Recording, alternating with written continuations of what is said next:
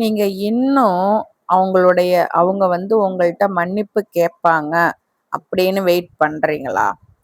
அவங்க உங்களுக்கு என்ன பண்ணாங்களோ அத அவங்க அட்மிட் பண்ணிப்பாங்க அப்படின்னு வெயிட் பண்ணிட்டு இருக்கீங்களா? ஃபைனலா உங்கள அவங்க எவ்வளோ ஆழமா ஹர்ட் பண்ணியிருக்காங்க அப்படின்றத அவங்க புரிஞ்சுப்பாங்க அப்படின்றதுக்கு வெயிட் பண்ணிட்டு இருக்கீங்களா? ஸோ இதெல்லாம் நீங்க பண்ணிட்டு இருந்தீங்க அப்படின்னா இந்த எபிசோடு உங்களுக்கானது. இதை என்னன்னு அழைப்பாங்க அப்படின்னாக்க க்ளோஷர் ட்ராப் அப்படின்னு அழைப்பாங்க. ஸோ அதை பற்றி தான் இன்னும் எபிசோடில் நாம் பார்க்க போகிறோம். அனைவருக்கும் வணக்கம். நான் உங்கள் கவிதா விஜயன் பேசுகிறேன். உல கவிஸ் போட்காஸ்ட்டுக்கு இன்னொரு தலைப்பின் கீழ் உங்கள் அனைவரையும் வரவேற்பதில் மிக்க மகிழ்ச்சி. உலகெங்கிலும் இருந்து அன்பும் ஆதரவும் அளித்து வரும் அனைத்து நல்லுள்ளங்களுக்கும் என் மனமார்ந்த நன்றிகள். ஸோ இன்னைக்கு நான் எடுத்திருக்க தலைப்பு க்ளோஷர் ட்ராப். ஸோ நீங்கள் என்ன பண்ணிட்டு இருப்பீங்க அப்படின்னாக்க, நீங்கள் உங்களை பற்றின அத்தனை உண்மைகளையுமே அவங்கள்ட்ட சொல்லிட்டு அவங்களுக்கு புரிய வச்சுட்டு அப்புறம் நாம் மூவ் ஆன் ஆகலாம் அப்படின்னு நீங்கள் திங்க் பண்ணிட்டு இருப்பீங்க. அது மட்டும் இல்லாமல், ஒருவேளை அவங்க என்கிட்ட அவங்க பண்ண தப்புக்கு மன்னிப்பு கேட்டாங்க அப்படின்னா நான் அமைதி ஆயிடுவேன், என் மனசு ஆறுதல் ஆகும் அப்படின்னு நினச்சிட்டு இருக்கலாம். பட் இதில் உண்மையான ஒரு விஷயம், நம்புறதுக்கு கஷ்டமான ஒரு விஷயம் என்ன அப்படின்னா, நீங்கள் அவங்களுக்காக வெயிட் பண்ணிக்கிட்டு ஸ்டக் ஆகி லைஃப்பில் நின்னீங்க அப்படின்னா அது ஒரு ட்ராப், உங்களுக்காக போடப்பட்ட வலை. அந்த வலையை அவங்க உங்களுக்கு போடலை, நீங்களே உங்களுக்கு போட்டுக்கிட்டு அந்த வலைக்குள்ள மாட்டிக்கிட்டு இருக்கக்கூடியது இந்த க்ளோஷர் ட்ராப் அப்படின்றது. நல்லா நான் சொல்றத புரிஞ்சுக்கோங்க. நீங்க எதுக்காக வெயிட் பண்ணிட்டு இருக்கீங்களோ அதுதான் உங்களை லைஃப்ல ஸ்டக் ஆகி நிக்க வைக்குது. நல்லா புரிஞ்சுக்கோங்க. ஸோ இன்னும் எபிசோட்ல நாம என்ன எக்ஸ்ப்ளோர் பண்ண போறோம் அப்படின்னா, ஏன் நிறைய சர்வைவர்ஸ் அவங்க வந்து அந்த க்ளோஷரை தேடிக்கிட்டே இருக்கிறாங்க, அந்த நார்சிஸ்டிக் ரிலேஷன்ஷிப்ல அந்த க்ளோஷர் இல்லாம ஏன் அந்த ரிலேஷன்ஷிப் எண்ட் ஆகுது, ஸோ அந்த க்ளோஷரை நாம எப்படி நமக்கே கொடுத்துக்கிறது, அங்கிருந்து அப்பாலஜி வரவே வராது. ஸோ அதுக்கான க்ளோஷர் நம்ம கிட்ட தான் இருக்கு அப்படின்றத தான் இந்த எபிசோட்ல நாம பார்க்க போறோம். ஸோ இதுல முதல் பார்ட்டா நான் சொல்ல போறது, நாம ஏன் க்ளோஷருக்காக ரொம்ப ஏங்குறோம். க்ளோஷர்னா ஒரு கடைசி வார்த்தை, ஒரு கடைசி மன்னிப்பு, ஒரு கடைசி பேச்சுவார்த்தை, இல்லை ஒரு ஃபோன் கால், ஒரு மெசேஜ், அது வந்து நம்ம மனசை நிம்மதிப்படுத்தும்னு நாம ஏன் அந்த க்ளோஷருக்காக ரொம்பவும் ஏங்குறோம். பட் ஆனா ஒரு மனிதனா பிறந்து ஒரு ஹியூமன் பீயிங்ஸா இருக்கிறோம் அப்படின்னாக்க நாம எதிர்பார்க்கிற இந்த முடிவு, ஒரு ரிலேஷன்ஷிப்போட முடிவு நியாயமானது தான். சொல்லிட்டு பிரிஞ்சிருக்கலாமே, எதுவா இருந்தாலும் உண்மையை சொல்லியிருக்கலாமே அப்படின்றது. பட் ஆனா இந்த இடத்துல சில காயமான விஷயங்கள் நடக்கும் பொழுது நம்ம மைண்ட் என்ன பண்ணிடும், ஆன்சரை தேடிக்கிட்டே இருக்கும். இந்த இடத்துல தான் அவங்க நமக்கு எந்த க்ளோஷருமே கொடுக்க போறது கிடையாது. அவங்க நம்மளை ஏமாத்திருப்பாங்க, நமக்கு துரோகம் பண்ணியிருப்பாங்க, நம்மகிட்டேருந்து எல்லாத்தையும் உறிஞ்சிக்கிட்டு நம்மளை ஒரு பொருட்டாவே மதிச்சிருக்க மாட்டாங்க, நம்மளை ஒரு அடிமையா நடத்திருப்பாங்க, நம்மளை வந்து வெறுமே யூஸ் பண்ற ஒரு பொருளா அட்வான்டேஜ் எடுத்திருப்பாங்க. இது அத்தனையும் பண்ணிட்டு அப்படி தூக்கி போட்டு போயிருப்பாங்க.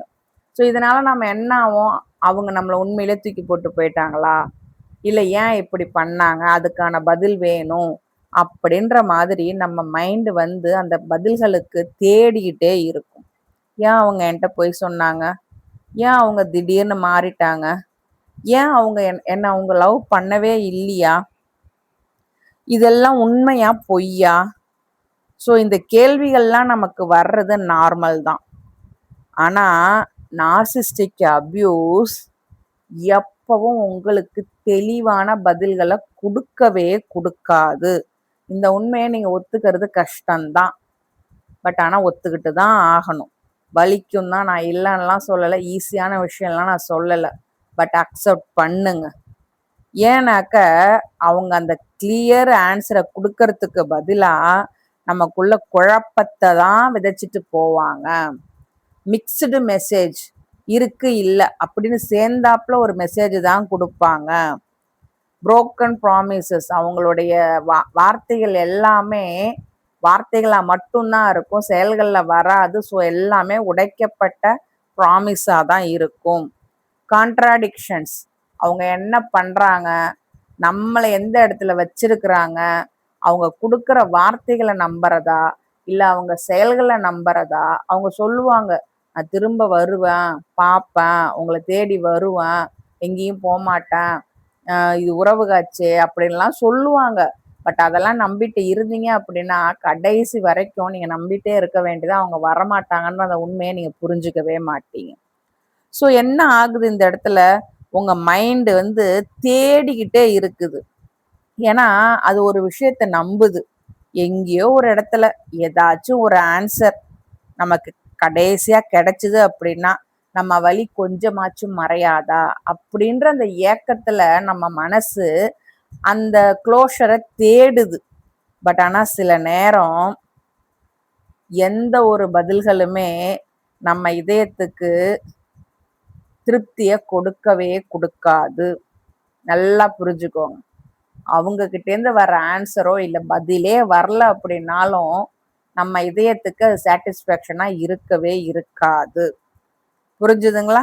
ஸோ 2வது பார்ட்டை நான் சொல்றது க்ளோஷர் ட்ராப்பு. ஏன் இந்த க்ளோஷரை நம்ம ட்ராப்புன்னு சொல்லுறோம்? ஏன்னா நார்சிஸ்டிக் அபியூஸில் இது நான் ரொம்ப அனுபவிச்சிருக்காங்க. என்ன அப்படின்னாக்க, அவங்க சொல்லி கொடுத்த மாதிரி, அவங்க என்னை வளர்த்த மாதிரி நான் இருந்தேன் அப்படின்னா கடைசி வரைக்கும் அவங்க என்ன சூஸ் பண்ணுவாங்க அப்படின்னு நான் நினச்சேன். பட் ஆனால் அவங்களுடைய சுயநலம் என்ன அப்படின்னா, நான் அவங்க கூட இருந்த வரைக்கும் என்னைய அவங்களுடைய கண்ட்ரோலுக்கும் அதிகாரத்துக்கும் அவங்களுடைய பலத்துக்கும் மட்டுமே பயன்படுத்தி ஒரு பொம்மையா, ஒரு அடிமையா, ஒரு கோழையா வச்சிருந்தாங்க. ஒரு கட்டத்துல என்ன கல்யாணம் பண்ணி கொடுக்க வேண்டிய சூழ்நிலை கொடுத்ததும் அவங்க கண்ட்ரோல்ல இருந்து நான் வந்துட்டேன், இனிமே அவங்களால என்னை வந்து கண்ட்ரோல் பண்ண முடியாது, என்னை வந்து அந்த அளவுக்கு அடிமைத்தனம் படுத்த முடியாது அப்படின்னதும் என்னை அப்படியே தூக்கி போட்டாங்க. தூக்கி போட்டாங்க, சுத்தமா தூக்கி போட்டாங்க. கல்யாணத்து அன்னைக்கே மண்டபத்து வாசல்லையே கழுத்துல தாலி ஏறின ஒரு 1/2 மணி நேரத்துல கல்யாண மண்டபத்துல பொண்ணு விட்டு சொன்னாங்க ஒருத்தர் கூட இல்லை. யாரோ யாருக்கோ மரியாதை கொடுக்கல அப்படின்றதுக்காக என்னை அப்படியே அம்போன்னு விட்டுட்டு போனாங்கங்க. நான் பிறந்த வீடு என்னை அப்படியே அம்போன்னு விட்டுட்டு போனாங்க. நான் கல்யாணம் பண்ணிட்டு என் புகுந்த வீட்டுக்கு வர்றப்போ நான் தனியால தான் வந்து என் கூட ஒரு ஆள் கூட இல்லை. ஸோ அப்படிப்பட்டவங்களை கூட தான் என்னை வளர்த்தாங்க, அப்படிப்பட்டவங்க தான் என்னை வளர்த்தாங்க. அப்படிப்பட்ட இதுலேருந்து தான் நான் வந்தேன். நான் அடுத்து கூட பிறந்தவங்க சிப்ளிங்ஸ் அப்படின்ற பேர்ல இருந்தவங்களுடைய நார்சிஸ்டிக் பிஹேவியர் என்ன பண்ணுச்சு அப்படின்னாக்க, என்கிட்டேருந்து நிறைய வாங்கிட்டாங்க. அது பணமாகட்டும், சப்போர்ட் ஆகட்டும், ஒரு ஹோப் ஆகட்டும், என்கிட்டேருந்து நிறைய வாங்கிட்டாங்க. பட் ஆனால் கொஞ்சம் கூட எனக்கு திருப்பி கொடுக்கவே இல்லை. எனக்கு சப்போர்ட்டுக்கு இருப்பாங்க அப்படின்னு நினச்ச நேரத்தில் எனக்கு சப்போர்ட் பண்ணலை. பட் அதுக்கு பதில் யாருக்கு சப்போர்ட் பண்ணக்கூடாதோ, யாருக்கு இதுன்னு கூடாது, எனக்கு ஆப்போசிட்டாக அவங்களுக்கு மட்டும் பண்ணுறது, அவங்களுக்கு மட்டும் எல்லா ஃபேவரும் பண்ணுறது என்னை வந்து ஒன்றும் இல்லைன்னு நினைக்க வச்சுது. ஸோ இதிலிருந்து நான் அவங்கள பற்றி ஃபுல்லாகவே தெரிஞ்சுக்கிட்டேன். பட் இதெல்லாம் வர்றப்போ நான் திரும்ப வருவேன், நான் வந்து திரும்ப வந்து பேசுவேன், திரும்ப வந்து பார்ப்பேன், ஃபோன் பண்ணுவேன், எல்லாம் சொல்லிட்டு தான் போனாங்க.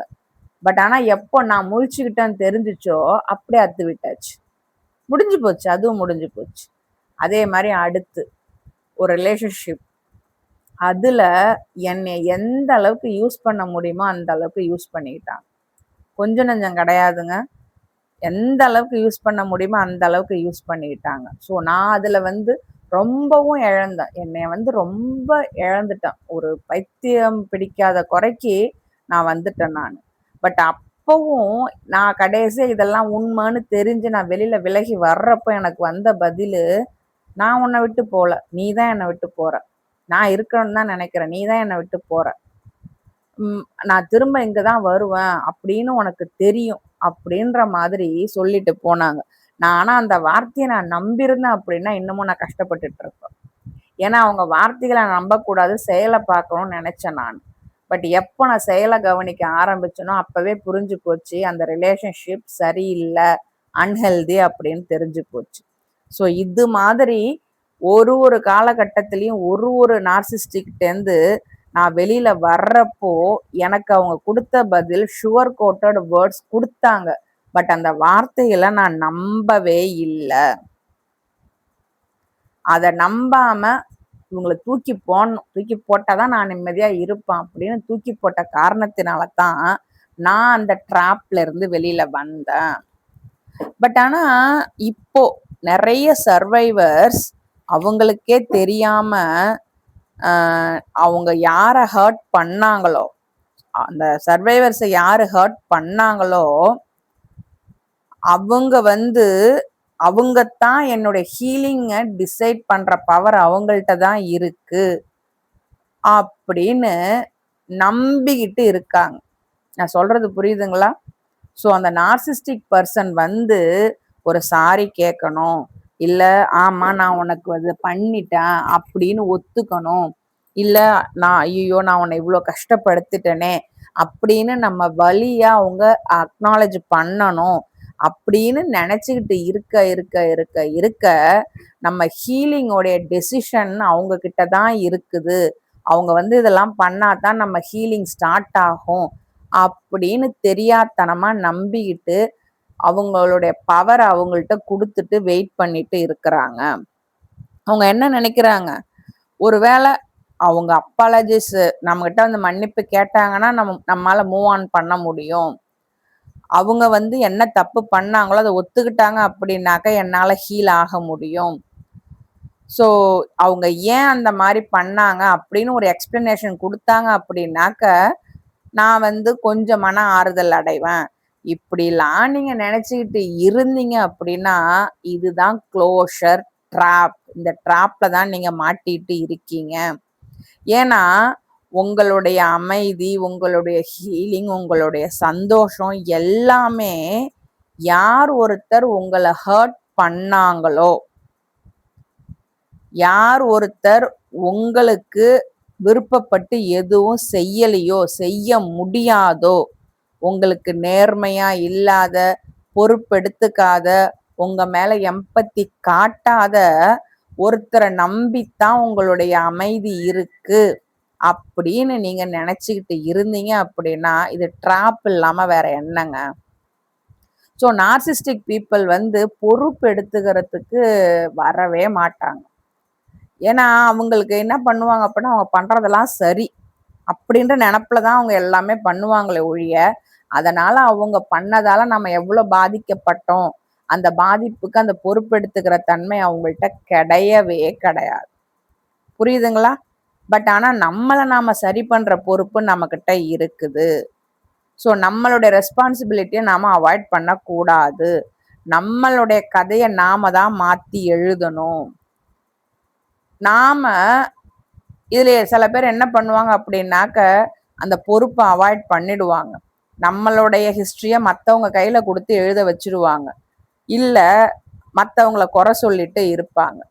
பட் ஆனா இந்த இடத்துல நீங்க புரிஞ்சுக்க வேண்டிய உண்மை, உங்களுக்கு ஒருத்தர் க்ளோஷர் தரணும் அப்படின்றதுக்காக நீங்க வெயிட் பண்ணிட்டு இருந்தீங்க அப்படின்னா நீங்க உங்க ஆயுசுக்கும் வெயிட் பண்ணிட்டு இருப்பீங்க.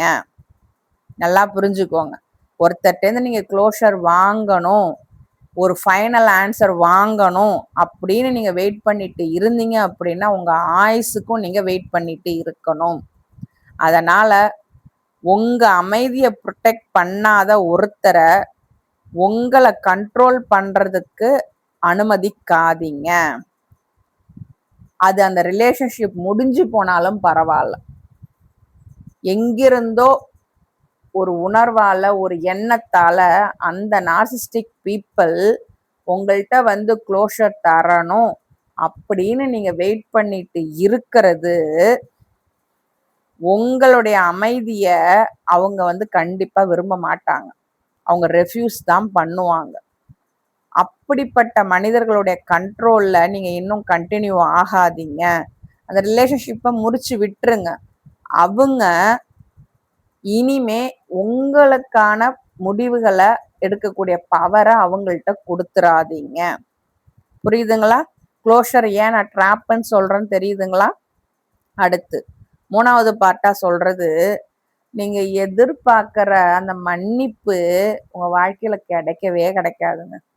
அந்த அப்பாலஜி இருக்கு பார்த்தீங்களா? உங்களுக்கு தகுதியான அந்த மன்னிப்பு, அந்த அப்பாலஜி இருக்கு பார்த்தீங்களா?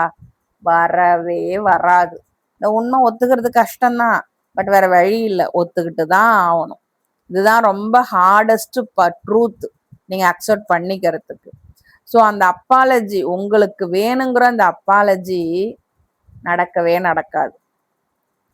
அது நடந்தாலும் அது சின்சியரா இருக்காது. சேஞ்ச்டு பிஹேவியரை கொடுக்காது. உங்களை திரும்ப அந்த சைக்கிள்குள்ள இருக்கிற இன்னொரு அட்டம்ப்டா தான் அது இருக்கும். பட் ஆனா உண்மையான அப்பாலஜி அப்படின்றது அக்கௌண்டபிலிட்டி, நடந்த அத்தனைக்கும் பொறுப்பெடுத்துக்கணும். உங்களுக்கு என்ன காயங்கள் கொடுக்கப்பட்டதோ அது அத்தனையும் அவங்க ரெகக்னைஸ் பண்ணணும். உங்க ஹீலிங்கை ரெஸ்பெக்ட் பண்ணணும். கான்ஸ்டன்ட் சேஞ்ச், மாற்றத்தை அவங்க உங்களுக்கு காட்டணும். இது எதுவுமே இல்லாம வார்த்தைகள் மட்டும் உங்க காயத்தை குணப்படுத்தாது. அவங்களுடைய வார்த்தைகளை மட்டும் நம்பிடாதீங்க. நிறைய சர்வைவர்ஸ் பண்ற தப்பு இதுதான். அவங்க மாறுறேன்னு சொன்னாங்க, அவங்க சரியாயிடுறேன்னு சொன்னாங்க, அவங்க இதுக்கு மேல ஒழுங்கா இருக்கிறேன்னு சொன்னாங்க. ஸோ இதுக்கு முன்னாடியும் இதே மாதிரி சொல்லியிருப்பாங்க, நீங்களும் நம்பியிருப்பீங்க. திரும்பவும் அது வந்து நிற்கும். ஸோ என் வாழ்க்கையில அதே மாதிரி தான் நடந்துச்சு. பட் ஆனால் ஒரு கட்டத்தில் எனக்கு வார்த்தைகள் தேவையில்லை, நான் செயல்களை பார்ப்பேன். அந்த செயல்களுக்கு தான் நான் முக்கியத்துவம் கொடுப்பேன். அந்த செயல்களை வச்சு தான் நான் முடிவு எடுப்பேன் அப்படின்னு நான் ஓப்பனாக சொல்லிட்டேன். ஸோ நான் வார்த்தைகளை விட்டுட்டு செயல்களை கவனிக்க ஆரம்பித்தேன். ஸோ அதனால தான் என்னுடைய ஹீலிங் அப்படின்றது இங்கே எனக்கு சாத்தியமாச்சு. ஸோ நம்மளுடைய ஹீலிங் அப்படின்றது எமோஷ்னலாக இம்மெச்சூர், அதாவது எமோஷ்னலாக மெச்சூர் ஆகணும். நாம் அதுக்கு இன்னொருத்தரோட தயவு நமக்கு தேவையில்லை. நாம எமோஷ்னலாக மெச்சூர் ஆகணும் அப்படின்னா அது இன்னொருத்தர் தயவை சார்ந்தது கிடையாது. நல்லா புரிஞ்சுக்கோங்க. உங்களுடைய ஹீலிங் உங்களுக்கு சொல்றது நீங்க எமோஷ்னலாக மெச்சூர் ஆகணும். அதுக்கு அவங்கள நீங்க சார்ந்து இருக்கணுன்ற அவசியம் கிடையாது. உங்களுடைய ஓன் டிசிஷன், அதை மட்டும் நீங்க நம்பி உங்க வாழ்க்கையை தொடங்கும் பொழுது, அவங்களுக்காக வெயிட் பண்றதை நிறுத்தும் பொழுது இந்த இடத்துல ஹீலிங் ஸ்டார்ட் ஆகும். இதுல 4வது பார்ட்டா நான் சொல்றது, உங்களுடைய க்ளோஷர் வெளியில எங்கேயுமே கிடையாதுங்க, உங்கள்கிட்ட தான் இருக்கு. ஸோ அதை எப்படி உணர முடியும்? நான் இந்த க்ளோஷரை கண்டுபிடிச்சது நிறைய பாடுபட்டேன், ரொம்ப பாடுபட்டேன். அவ்வளோ சீக்கிரம்லாம் எனக்கு இந்த க்ளோஷர் கிடைக்கல. ஏன்னா இது நான் வெளியிலேருந்து எதிர்பார்த்துட்டு இருந்த வரைக்கும் கிடைக்கல அப்படின்ற உண்மையை ஒத்துக்க முடியல. பட் ஆனால் கிடைக்காதுன்றத உண்மையை நான் ஒத்துக்கிட்டதுக்கு அப்புறமேலுக்கு இந்த க்ளோஷரை நான் என்கிட்டேருந்து வாங்கறதுக்கு நான் நிறைய பாடுபட்டேன். அதுக்கு நிறைய ஹீலிங் ஒர்க் நான் பண்ணேன். ஸோ எப்படி அந்த க்ளோஷரை கண்டுபிடிக்கிறது? முதல் விஷயம், கேள்வியை மாற்றுங்க. அவங்க ஏன் எனக்கு இதை செஞ்சாங்க அப்படின்ற கேள்விக்கு பதிலாக இந்த அனுபவத்திலிருந்து, அவங்க என்னை ஏமாத்திட்டு போனாங்க இல்லைங்களா, என்னை யூஸ் பண்ணிட்டு போனாங்க இல்லைங்களா, என்னை தூக்கி போட்டு போனாங்க இல்லைங்களா, இந்த அனுபவத்திலிருந்து நான் என்ன கத்துக்க வேண்டியது இருக்கு? முதல் விஷயம் நீங்க பண்ண வேண்டியது கேள்வியை மாத்துங்க. நெக்ஸ்ட், உங்க பெயினை அவங்க வந்து வேலிடேட் பண்ணணும் அப்படின்னு வெயிட் பண்றத நிறுத்துங்க. நீங்க உங்களை வேலிடேட் பண்ணிக்கோங்க. என்ன நடந்ததோ அது அத்தனையும் உண்மைதான் அப்படின்றத அக்செப்ட் பண்ணுங்க. அவங்கள டிஃபெண்ட் பண்ணாதீங்க. அவங்க நல்லவங்க தான், ஆனா இப்படி நடந்துக்கிட்டாங்க. மற்றவங்கள்ட்டலாம் நல்லா இருப்பாங்க, நான் தான் ஏதோ தப்பு பண்ணிட்டேன் போல, அதனால தான் எனக்கு இப்படி நடந்துக்கிறாங்க அப்படின்றத தூக்கி போடுங்க. நீங்க எல்லாத்துக்கும் தகுதியானவங்க, பெட்டரான எல்லா விஷயத்துக்கும் தகுதியானவங்க அப்படின்றத முதல்ல நீங்க உணருங்க. ஸோ உங்களுடைய பாஸ்ட்டை மாற்றவே முடியாது. பட் ஆனால் மாத்துறதுன்னு நினைக்கிற உங்களுடைய தேவையை ரிலீஸ் பண்ணிடுங்க. ஸோ இப்போ நீங்கள் பண்ண போகிறது உங்கள் ஃப்யூச்சரை ப்ரொடெக்ட் பண்ணுறத சூஸ் பண்ணுறது மட்டும்தான். சம்டைம்ஸ் க்ளோஷர் அப்படின்றது நாம் எதிர்பார்க்குற பதில்களில் இருக்கவே இருக்காது. அதுக்கு பதிலாக அங்கே என்ன நடந்ததோ அதை அப்படியே அக்செப்ட் பண்ணிக்கிறது தான் நமக்கான க்ளோஷர் ஆன்சராக இருக்கும். புரியுதுங்களா? இதில் நான் 5வது பார்ட்டாக சொல்கிறது நம்மளுடைய ஹீலிங் தான் நம்மளுடைய ரியல் க்ளோஷர் அப்படின்றது. ஸோ இங்கே கிரேட்டஸ்ட் க்ளோஷர் நம்ம என்ன நினச்சிட்டு இருப்போம் இது வரைக்கும், அவங்க வந்து ஐ எம் சாரி, என்னை மன்னிச்சிரு, நான் தெரியாமல் பண்ணிட்டேன், நான் அந்த காரணத்தினால அப்படி பண்ணிட்டேன், இந்த காரணத்தினால இப்படி பண்ணிட்டேன் அப்படின்னு வந்து உங்கள்கிட்ட மன்னிப்பு கேட்பாங்க. அந்த கேட்கறது தான் நமக்கான க்ளோஷர் அப்படின்னு நீங்க நினைச்சிட்டு இருந்தீங்க அப்படின்னா நீங்க என்னமோ ட்ராப்ல தான் இருக்கீங்கன்னு அர்த்தம். ஏன்னாக்க அவங்களுடைய அப்பாலஜி இருக்கு பார்த்தீங்களா, அது நமக்கு அமைதியை கொடுக்கவே கொடுக்காது, நிஜமா. ஏன்னா நம்மளுடைய அமைதிக்கான வழியோ நம்மளுடைய அமைதிக்கான தேவையோ அவங்களுடைய அப்பாலஜில இல்லவே இல்லை. அவங்க மன்னிப்பு கேட்டாலும் நமக்குள்ள இருக்கக்கூடிய காயங்கள் ஆறாது. ஸோ அதுக்கு பதில் நம்ம என்ன பண்ணணும், உங்க போனை செக் பண்ணாம தினமும் எழுந்திருக்கணும். அவங்க மெசேஜ் பண்ணியிருக்காங்களா, சாரி கேட்டிருக்காங்களா அப்படின்னு உங்க போனை செக் பண்ணாம எழுந்திருக்கணும். அவங்க கூட நடந்த கான்வர்சேஷனை ரிப்ளை பண்ணக்கூடாது. ஸோ அவங்களுக்குள்ள கான்டாக்ட் எல்லாத்தையுமே கட் பண்ணிட்டு நீங்க உங்களை நம்ப ஆரம்பிக்கணும். ஸோ இந்த இடத்துல அவங்களுடைய ஆப்சன்ஸ் அப்படின்றது உங்களுக்கு ஒரு காயமா இருக்குது. அந்த காயத்தை ஹீல் பண்றதன் மூலியமா உங்க வாழ்க்கைய புதுப்பிக்க ஆரம்பிக்கிறது தான் ரியல் க்ளோஷர். இந்த க்ளோஷர் வந்து அவங்களால கண்டிப்பா கொடுக்கவே முடியாது. பட் நீங்க உங்களுக்கே கொடுத்துக்கிட்டா மட்டும்தான் இந்த க்ளோஷர் அப்படின்றது உங்களுக்கு நிம்மதியை கொடுக்கும். ஸோ நாம பொதுவா எதிர்பார்த்துட்டு இருக்கிறது அவங்க வந்து அவங்க வேணும்னு நம்ம நினைக்க மாட்டோம். பட் ஆனால் அந்த க்ளோஷர், ஆமா நான் தப்பு பண்ணிட்டேன், ஆமா நான் உனக்கு இதை பண்ணிட்டேன், நான் பண்ணது தப்பு தான் அப்படின்னு அவங்க வந்து ஒரு வார்த்தை சொல்லுவாங்க. அதுக்கப்புறம் நம்ம மூவ் ஆன் ஆகலாம், அதுக்கப்புறம் நம்ம ஹீல் ஆக முடியும் அப்படின்னு நினைச்சிட்டு இருந்தீங்க அப்படின்னா அது உங்களுடைய தவறான புரிதல். அவங்க உண்மையிலே பொறுப்பு எடுத்துக்க மாட்டாங்க, உண்மையான மன்னிப்பு கொடுக்க மாட்டாங்க, அவங்களுடைய பிஹேவியர் மாறாது. ஸோ நம்ம வெயிட் பண்ணுறதை நிறுத்திட்டு நீ எனக்கு பண்ணிட்ட, பட் ஆனால் அதுலேருந்து நான் வெளியில் வந்து என் வாழ்க்கையை நான் சரி பண்ணுவேன், அதுக்கான பொறுப்பு எனக்கானது அப்படின்னு உங்கள் பொறுப்பை நீங்கள் கையில் எடுக்கிறது தான் உங்களுக்கான உண்மையான க்ளோஷர். அந்த க்ளோஷர் எனக்கு இப்போ கிடைச்சிருக்குது.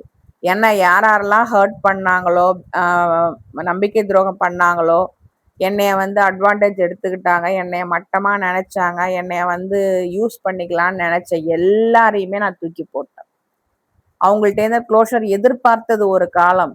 பட் இப்போ அவங்க என் வாழ்க்கையில இருந்தாலும் சரி இல்லாட்டியும் சரி நான் என்னால் தனிச்சு வாழ முடியும் அப்படின்னு எனக்கு என்ன உண்மையா நேசிக்கிற மக்கள் கூட வாழ்ந்தா மட்டும் போதும் அப்படின்னு என்னை புரிஞ்சுக்கிட்ட என்னை நேசிக்கிற மக்கள் கூட மட்டும்தான் இப்போ நான் இருக்கிறேன். இதுதான் எனக்கு நான் கொடுத்துக்கிட்ட க்ளோஷர். இந்த எபிசோடை க்ளோஸ் பண்ணுறதுக்கு முன்னாடி நீங்களும் இந்த க்ளோஷர் ட்ராப்ல மாட்டிருந்தீங்க அப்படின்னாக்க அதுலேருந்து வெளியில் வர்றதுக்கு உங்களுக்கு என்னுடைய வாட்ஸ்அப் கம்யூனிட்டி ஹெல்ப் பண்ணும். பயோவில் என்னுடைய வாட்ஸ்அப் நம்பர் இருக்குது, அந்த நம்பருக்கு இன்ட்ரெஸ்டட் அப்படின்னு மெசேஜ் பண்ணீங்க அப்படின்னா என்னுடைய கம்யூனிட்டி பற்றின தகவல்களை உங்களுக்கு அனுப்புவோம். விருப்பம் இருந்தால் நீங்கள் ஜாயின் பண்ணிக்கலாம். அது மாதிரி healing journey 30 days healing journey series அப்படின்றது என்னுடைய சேனலில் போயிட்டுருக்குது. ஒரு நாளும் ஹீலிங்க்கான ப்ராசஸ் என்ன, அதுக்கான ரெஃப்ளெக்டிவ் கொஸ்டின்ஸ் என்ன, அதுக்கான வழி ஹோம்ஒர்க் அண்ட் எக்ஸசைஸ் என்ன அப்படின்னு இந்த 30 டே ஹீலிங் ஜேர்னி சீரீஸ் நான் ஆரம்பிச்சிருக்கேன். ஸோ இந்த 30 டேஸில் கண்டிப்பாக உங்களால் ரீசெட் பண்ணிக்க முடியும் அந்த ஹீலிங் ஜேர்னி சீரீஸை நீங்கள் கண்டினியூ பண்ணிட்டு வந்தீங்கன்னா. பட் அந்த வீடியோஸை நீங்கள் அக்சஸ் பண்ணணும் அப்படின்னா என்னோட சேனல் மெம்பர்ஷிப் ஜாயின் பண்ணுங்க. மேலும் இந்த க்ளோஷர் ட்ராப் உங்கள் லைஃபோட பொருத்தமாக இருந்தது அப்படின்னு நீங்கள் நினச்சிங்க அப்படின்னா உங்களுடைய லைக்கும் ஹைப்பும் எனக்கு கொடுங்க. அது இந்த வீடியோ பல பேரை போய் ரீச் ஆகிறதுக்கு உதவி செய்யும். மேலும் ஹீலிங் ஃப்ரம் நார்சிஸ்டிக் அபியூஸ் கண்டென்ட்டுக்காக என்னோட நிறைய தெரிஞ்சுக்கணும் அப்படின்னாக்கா என்னோட சேனல் சப்ஸ்கிரைப் பண்ணுங்க. இது யாருக்கு உதவியாக இருக்கும்னு நினைக்கிறீங்களோ அவங்களுக்கு ஷேர் பண்ணியும் விடுங்க. ஸோ இந்த எபிசோடு கன்க்ளூஷனில் நான் உங்களுக்கு சொல்கிறது, யார் உங்களை ஹர்ட் பண்ணாங்களோ அவங்க கிட்டேருந்து க்ளோஷர் வரும் அப்படின்னு நீங்கள் வெயிட் பண்ணிட்டு இருந்தீங்க அப்படின்னா இதை நீங்கள் ஞாபகம் வச்சுக்கணும்னு நான் விரும்புகிறேன். நீங்கள் ஹீல் ஆகிறதுக்கு அவங்க பர்மிஷன் உங்களுக்கு தேவையில்லை. வாழ்க்கையில் நீங்கள் முன்னோக்கி போகிறதுக்கு அவங்களுடைய அப்பாலஜி தேவையில்லை. நீங்கள் என்ன அனுபவிச்சுட்டு வந்தீங்களோ அதுக்கு அதை புரிய வைக்கிறதுக்கு நீங்கள் புரிஞ்சுக்கிறதுக்கு அவங்களுடைய எக்ஸ்பிளனேஷன் தேவையே கிடையாது. ஸோ சம்டைம்ஸ் உங்களை நீங்கள் மதிக்கிறீங்க, உங்களை நீங்கள் ஹானர் பண்ணுறீங்க அப்படின்னாக்க நீங்கள் பண்ண வேண்டிய விஷயம் உங்களை சூஸ் பண்ணாத அந்த இடத்த அந்த டோரை க்ளோஸ் பண்ணுறது தான் நீங்கள் உங்களுக்கு கொடுக்குற செல்ஃப் லவ். ஸோ உங்களுக்கு அந்த க்ளோஷரை கொடுக்க மாட்டாங்க. பட் அந்த டோரை நீங்கள் சாத்தினா மட்டும்தான் உங்களுக்கான க்ளோஷர் உங்ககிட்டேருந்து உங்களுக்கு கிடைக்கும். ஸோ எல்லாமே சரியாக இருக்கும் அப்படின்றதுக்காக உங்களுக்கு க்ளோஷர் கிடைக்காது. பட் ஆனால் நீங்கள் உங்களுடைய அமைதி, நீங்கள் எந்த அமைதிக்கு தகுதியானவங்களோ அந்த அமைதியை உங்களுக்கு கொடுக்காத ஒருத்தவங்களுக்காக இன்னும் ஒரு நிமிஷத்தை கூட நீங்கள் வேஸ்ட் பண்ணாதீங்க. உங்கள் தகுதிக்கு தேவையான அமைதி, அன்பு இதை கொடுக்காத ஒருத்தவங்களுக்காக இன்னும் ஒரு நிமிஷத்தை இல்லை இன்னும் ஒரு நாளை நீங்கள் செலவு பண்ணணும்னு நினைக்காதீங்க. அதை மறுத்துடுங்க. புரியுதுங்களா? ஸோ இந்த எபிசோடில் நீங்கள் ஞாபகம் வச்சுக்க வேண்டியது, க்ளோஷர் அப்படின்றது இன்னொரு பர்சன் உங்களுக்கு கொடுக்கறது கிடையவே கிடையாது. பட் நீங்கள் உங்களை சூஸ் பண்ணணும். எதுக்காக? வரவே வராத அப்பாலஜிக்காக வெயிட் பண்ணுறதை நிறுத்தணும். ஸோ ஆன்சர்ஸை, பதில்களை சேஸ் பண்ணுறதை நிறுத்தணும். ஸோ இதெல்லாம் நிறுத்தும் போது உங்களுக்கான அமைதி உங்களை தேடி வரும். உங்கள் வாழ்க்கை முன்னோக்கி போக ஆரம்பிக்கும். இந்த நம்பிக்கையை இந்த எபிசோடு உங்களுக்கு கொடுத்துருந்தது அப்படின்னா அதுதான் என் குரலுக்கான வெற்றி. மீண்டும் உங்களை சந்திக்கும் வர உங்கள் ஹீலிங்கை கண்டினியூ பண்ணுங்க, உங்கள் க்ரோயிங்கை கண்டினியூ பண்ணுங்க. உங்களுக்கு உதவாத பேட்டர்ன்ஸ் எல்லாத்தையுமே பிரேக் பண்ணுங்க. நீங்கள் அமைதிக்கு தகுதியானவங்க, அன்புக்கு தகுதியானவங்க, கனிவுக்கு தகுதியானவங்க. உங்களுக்கு வரவே வராத இந்த அப்பாலஜி, மன்னிப்பு, அது உங்களுக்கு தேவையே இல்லை. மீண்டும் உங்களை இன்னொரு தலைப்பின் கீழ் அடுத்த வீடியோவில் சந்திக்கிறேன்.